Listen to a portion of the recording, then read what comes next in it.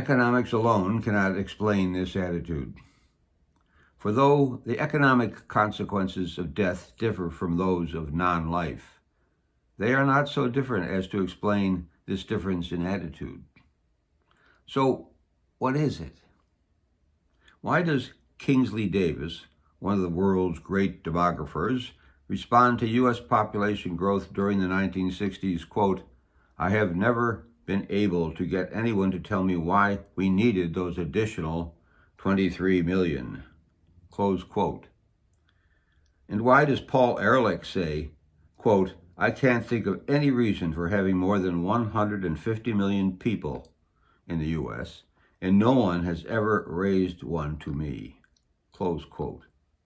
By 1991, he and Anne Ehrlich had even lowered the ceiling, quote, no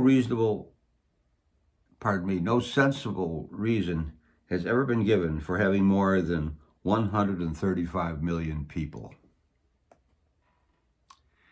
He is wrong, but Ehrlich bets what he thinks will be the economic gains that we and our descendants might enjoy against the unborn's very lives.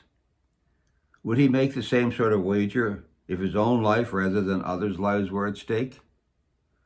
Chapter 39 has more to say about the morality of betting other people's lives. I do not say that society should never trade off human life for animals or even for non-living things. Indeed, society explicitly makes exactly this trade-off when a firefighter's life is lost protecting a building or a forest or a zoo. And neither I nor hardly anyone else says it should not be so. And I have no objection in principle to the community taxing its members for the cost of parks or wilderness or wildlife protection, although a private arrangement may be better, any more than I object to taxes for the support of the poor. But according to my values, we should, number one, have a clear quantitative idea of the trade-offs we seek to make, rather than make them on some unquantified principle, such as the loss of a single human being or a single non-human species or animal is obscene, implying that the costs of saving that entity should not be reckoned. Two, recognize that economic science does not show that a greater number of human beings implies slower economic development or a lower standard of living in the long run. And three, understand that foregoing the births of additional human beings is costly according to the value systems of some other human beings. Changes in the intellectual environment since the first edition. Most of the above appeared in the preface to the first edition. The common attitude towards the environment in the past decade, however, impels me to add the following personal note. People who call themselves environmentalists sometimes say to people like me, "You don't appreciate nature." Such remarks often are made knowing little of the other person. Given the personal nature of such attacks, perhaps a few words of information are in order for at least this one representative person. I'll bet I spend more hours of the year outdoors than any staff members of the environmental organization whose job is not specifically outdoors.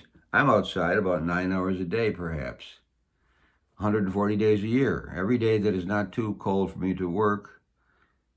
On average, only about one afternoon a year is too hot for me to be outside, shirtless and in shorts, with a fan blowing and a ridiculous-looking wet napkin on top of my head. I am comfortable outside if the temperature is less than 95 or even 100 degrees. Does this not show some appreciation of the out of doors? 2 pairs of binoculars are within reach to watch the birds.